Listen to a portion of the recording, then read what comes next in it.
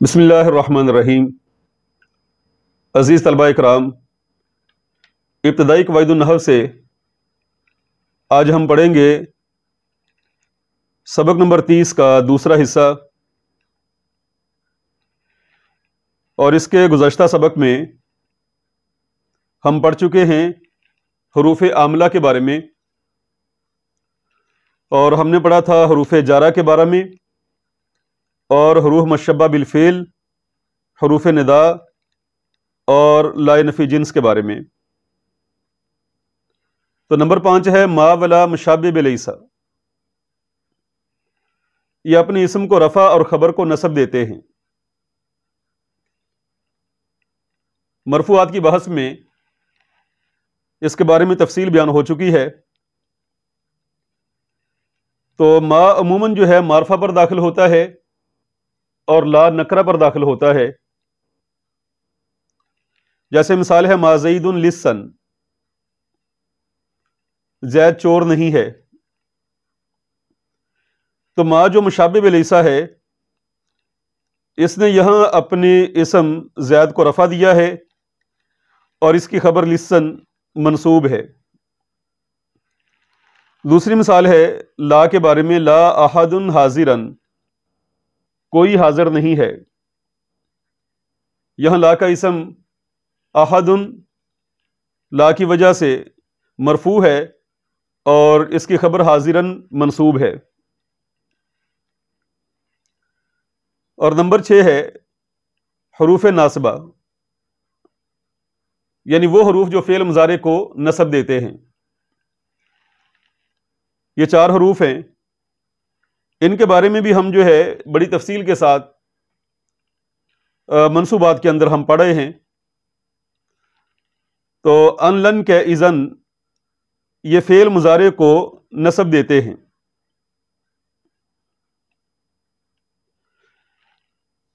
تو پہلی مثال ہے ان کے بارے میں، اريد ان اتعلم، میں چاہتا ہوں کہ تعلیم حاصل کروں، یا میں تعلیم حاصل کرنا چاہتا ہوں۔ اتعلم تھا اصل میں، حرف ان جو حرف ناصب ہے اس کی وجہ سے اس کے آخر میں نصب ہے، تو ہم نے اس کو پڑھا ہے اتعلم۔ اور دوسری مثال ہے حرف لن کے بارے میں، لن اکذب، میں ہرگز جھوٹ نہیں بولوں گا۔ تو یہ بھی آپ پیچھے ملاحظہ فرما چکے کہ حرف لن کی وجہ سے معنوی تبدیلی آتی ہے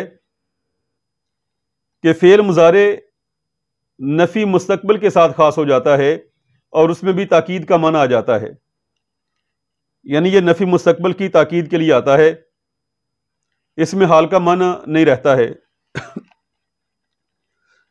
اور دوسرا یہ کہ یہ فعل مضارع کے آخر کو نصب دیتا ہے، جیسے ہے لن اکذب، اصل میں تھا اکذب، تو اس حرف ناصب کی وجہ سے آخر میں نصب ہے، تو لن اکذب، میں ہرگز جھوٹ نہیں بولوں گا۔ تیسرا حرف ہے کہ، ذهبت الى المسجد کہ اصلی، میں مسجد کی جانب گیا تاکہ میں نماز ادا کروں۔ تو اصلی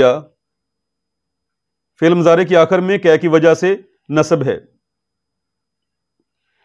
اور چوتھی مثال ہے اذن، اجتہد فی دروسی، میں اپنے اسباق کے اندر محنت کرتا ہوں۔ تو اس کا جواب یہ ہوگا اذن تنجح، تب تو کامیابی حاصل کر لے گا۔ نمبر 7 ہے حروف جازمہ، یعنی فعل مضارع کو جزم دینے والے حروف۔ یہ فعل مضارع کو جزم دیتے ہیں، اور حروف جازمہ مندرجہ ذیل ہیں: لم، لما، لام امر، لائے نہیں، ان اور ازما۔ اور ان حروف کی مثالیں ہیں۔ نمبر 1 لم کے بارے میں، لم نرسب فی الامتحان، ہم امتحان میں ناکام نہیں ہوئے، یہ اصل میں تھا نرسبو، تو لم کی وجہ سے اس کے آخر میں جزم ہے نرسب۔ اور دوسرا ہے لما، لما تظہر نتیجۃ الامتحانی، امتحان کا نتیجہ ابھی ظاہر نہیں ہوا،